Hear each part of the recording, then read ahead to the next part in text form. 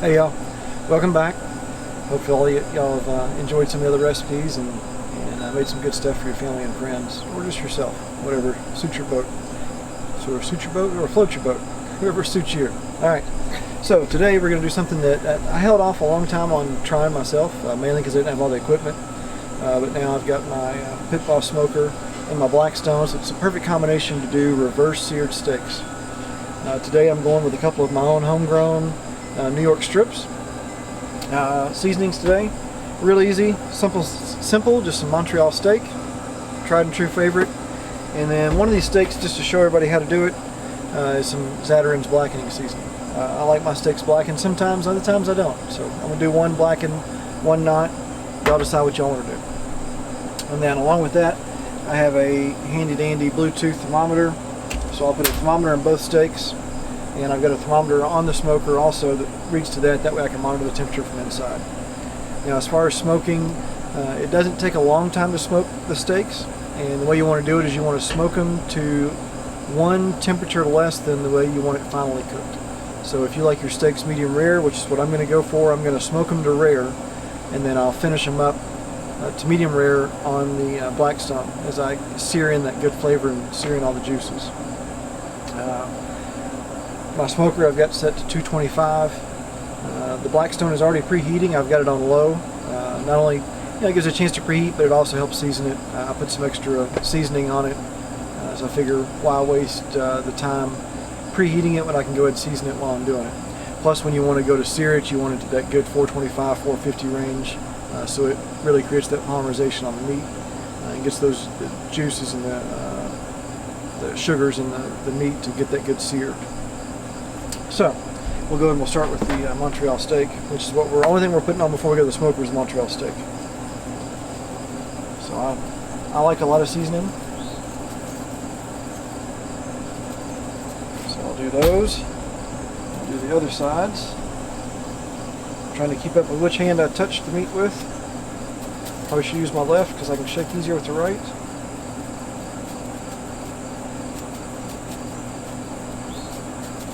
Ooh, that's probably a little too much on that one, but good thing is on the smoker a lot of it will come off. So this is my contaminated hand. I'll take these probes, go ahead and stick those. I like to go lengthwise. I'm trying to keep it in the middle of the steak. I'm going to check both sides to make sure it doesn't pop out. See right there, it's wanting to come out the top a little bit. There we go. Alright, that one's good. And we'll do that one. Now you can do just one. I like to do both because they never seem to cook the same temperature at the same speed. So it gives me an idea of where both of them are. Plus the probe placement is different in each of them. So if I don't get it exactly right in the other one, it's going to get right in if I don't get exactly right in one, it's going to get it right in the other one. So we're going to move this over to the smoker and we'll get those on. So hold that thought. Alrighty. So we're here at the smoker, and I already started it up and started getting it preheated.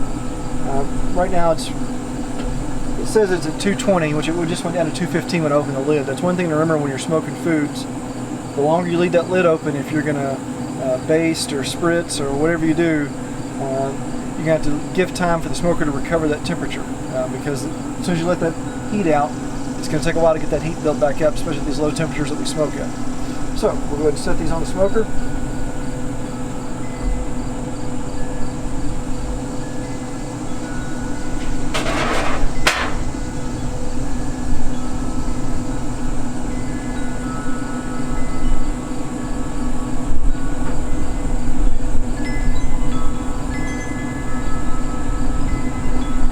Plug the probes into the transmitter, close the lid,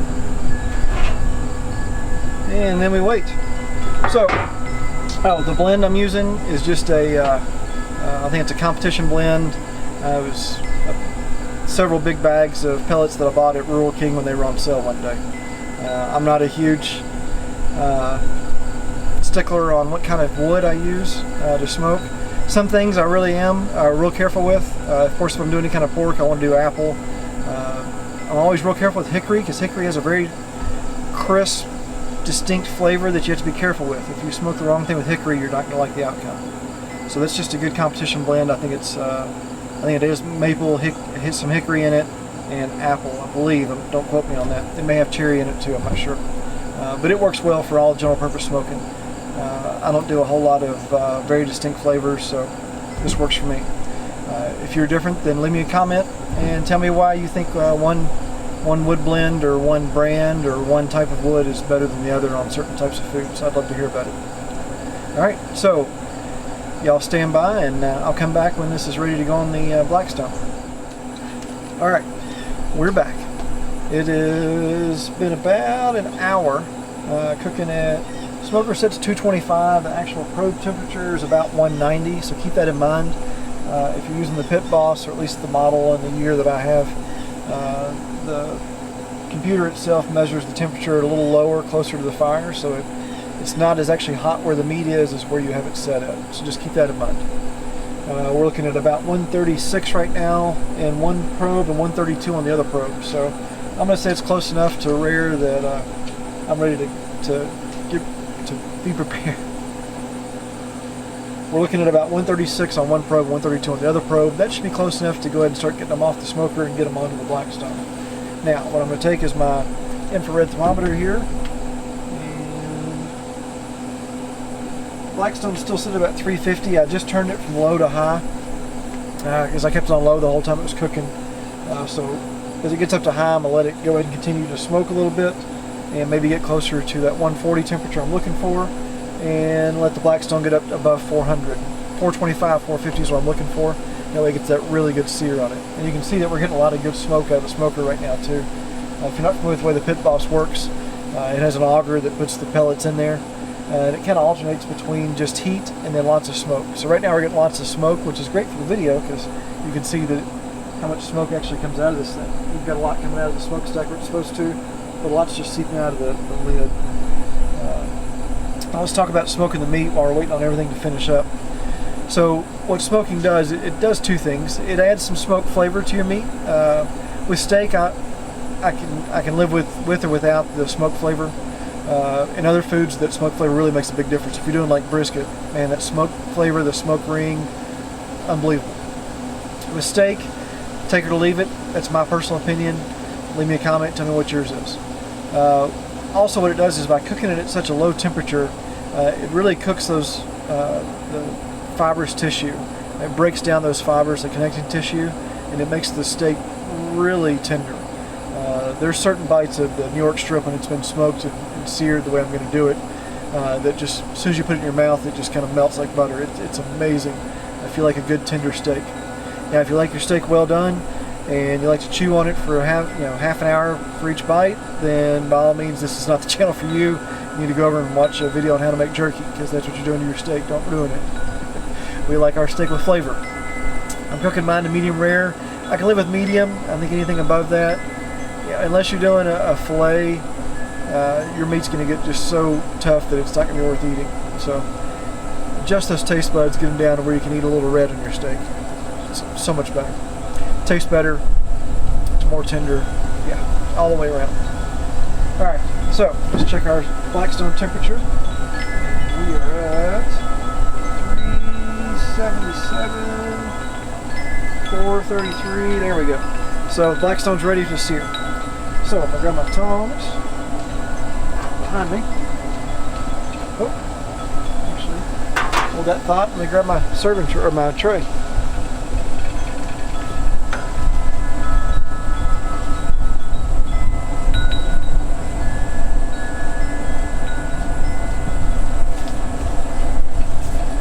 Alright, so I washed and dried my tray. That way I would have a clean, non-contaminated surface to move these steaks on. So, I'm going to go ahead and turn this thing off. So, when you turn your Pit Boss off, it'll continue to run the auger and the fan. What that does is help cools everything down and keeps you from getting a lot of buildup to prevent those fires. Now, a lot of people swear by it. They vacuum out, or they shop back out their smoker between every cook. I'll probably do it every third or fourth cook. But if you keep tuned in, I'll show you why I don't have to vacuum mine out as much on another future video where I actually we'll smoke a brisket, and I'll show you why.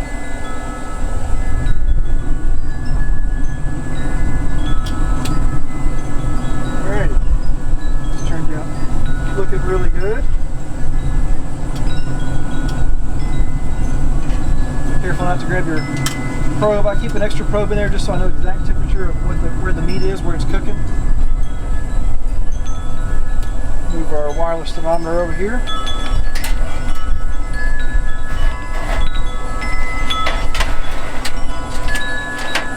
I'm going to pause for just a minute so I can reposition the camera so you can see what we're doing.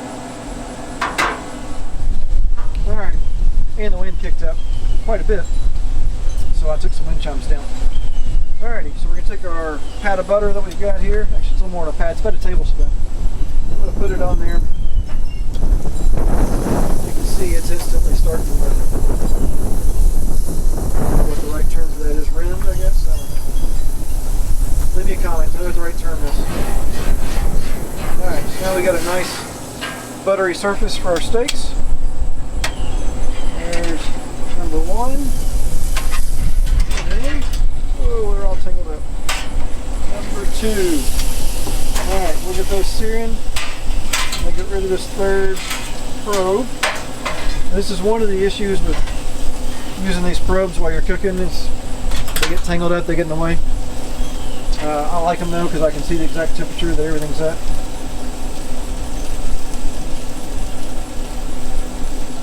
So I'm going to do some untwisting there. Move my tray out of the way. Do a little housekeeping. Alright, so I should only need to do about 1 to 2 minutes per side. So we're going to give that side a minute. We're up to 135. I'm going to change this up to mid-rare because that's how I like my steak.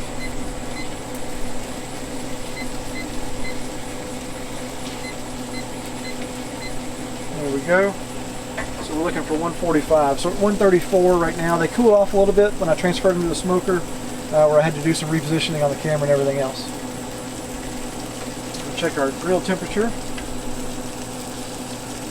And it's down to 400. 385, 388, so that butter cooled it off just a little bit. So we're going to give this side a little bit longer than we will the other side.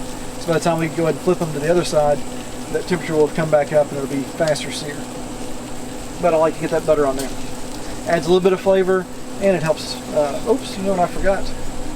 I forgot to blacken one of them. So we'll go ahead and blacken one.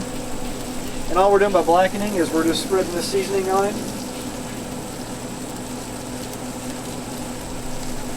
I'm going to go ahead and flip this one early so I can get that blackening seared on there. And we'll go ahead and add some to the other side as well. I'm not doing a lot of blackening on there because one, I don't like my steaks to be super blackened, but the Montreal steak has a lot of pepper and stuff in it also, so I don't want to double that up and just get it where you can't taste the steak anymore. Check our temperature again. 398. 402, 410, there we go. So it's coming back up. Let's get that butter heated up and we're not having any problems. Moving around in the butter a little bit. Yeah, look at that.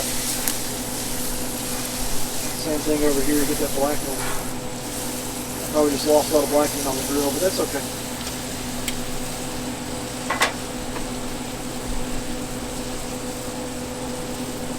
Now I see my temperature's dropped just a little bit. So it's down to 131 on one, 134 on the other. Now what that is could be one of two things. One is we've just released some into the inside connective tissues. Like when you're smoking a butt, you'll hit the stall, and the stall is basically when those internal connecting tissues or fibers start to break down and basically turn into the fat and melt. And that cools everything off quite a bit. So the pit boss just shut off. If you heard the change in sound there, the fan turned off on it. The other thing that could be is these probes, as they're in there, they didn't quite go through the steak parallel to both sides, so maybe up one side or down the other. So at 142 on number 2 here, which is my blackened one, I'm going to go ahead and flip it. And since that one cooked up so fast right there, I'm going to go ahead and flip this one just to make sure I don't overcook it. And I'll move it to a different spot on the grill to make sure it's good and hot. There we go. So number 2 here is reading 147, 148, 149. So I'm going to call it done. Grab my plate. And let it rest while the other one finishes up. Give that probe a chance to cool off a little bit too so I don't burn my fingers taking it out. I've done that. It's not fun.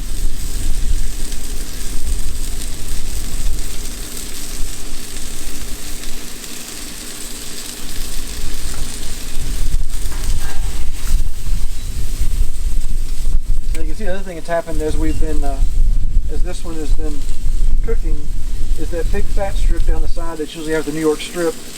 It's almost gone now. Now a lot of that cooked off in the smoker, and a lot of it has been cooking off while we've been sitting here searing it. So there we go, 147 on it. I'm going to call it done. Put it on our plate.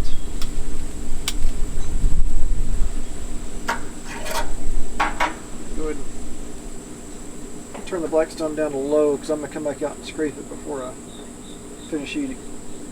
Actually, you know what? Now I'm going to go ahead and turn it off. It's been hot enough. You can see it starting to polymerize the butter and the other oils that are on there. So we'll let it go. Alright, let's see. That one's still a little warm. This one's good. And that one's good. Alrighty. Got my new towel because I contaminated the other one when I wiped my hands earlier. If y'all were watching carefully, you would have seen that. Alrighty. So, blackened, non-blackened. We're going to go ahead and start with the blackened one here. It's actually, you know what? I'm just going to cut it in half. And let's see how it turned out. That's probably closer to medium well than medium. So that's where it all of a sudden took off and cooked a little faster. That's alright. It being a New York strip and it being reverse seared like that, it's still going to be super tender. Let's see how she tastes.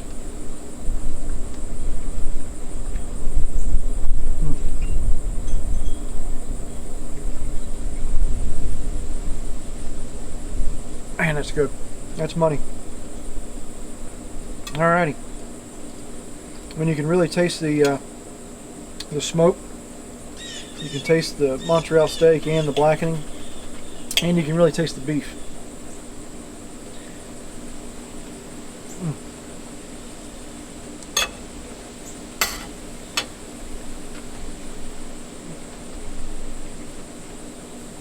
Man, that's really good. And I got really hungry waiting on these to cook. So all in all, I think we're looking about an hour and a half cook time. Not bad. It's an easy dinner if you have the time to do it. If you want to go ahead and season your steaks that morning before work, or you can do it the night before. What I caution is to season steaks too early. It's not like chicken. Chicken you want to marinate for a good 24 hours if possible. With steaks you don't want to marinate as much because those flavors from the, or if you are going to marinate that far in advance, you don't put near as much seasoning on there because the meat will really absorb that seasoning. So if you marinate heavily like I just did, because I was doing it right before I cooked, if you do that the night before, you're going to get more flavor in the steak than you really want, and you're not going to taste the beef anymore. So we'll talk about the beef. It's my home-raised beef here. I think this year they were Sim-Angus. That's Simmental and Angus blend.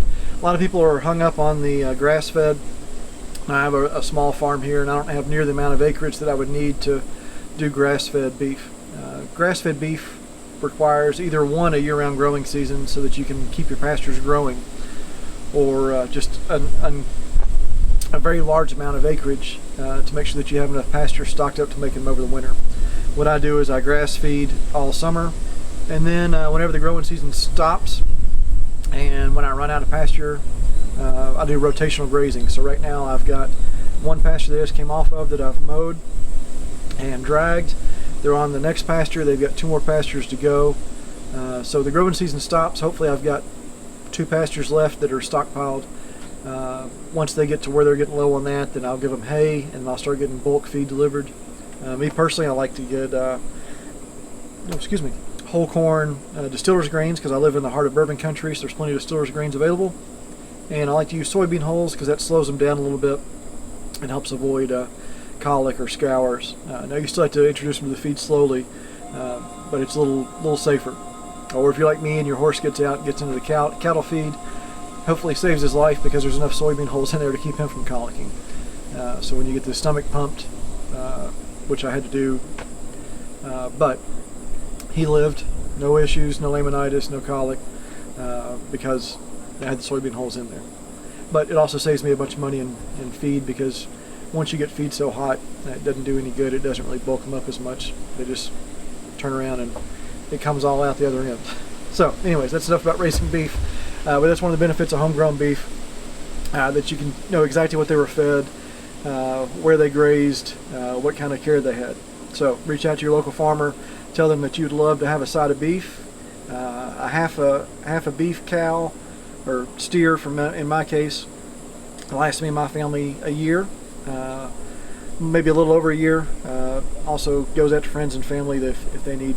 If we're going to a party, of course, I try to always bring the beef so that one, it saves them money, and two, I get to share what I do with other people. So hope this has been helpful for y'all today. Hope y'all enjoyed it. I'm going to go inside and I'm going to enjoy one of these steaks. Probably have the next one for breakfast tomorrow. Until the next time I see you, y'all keep cooking.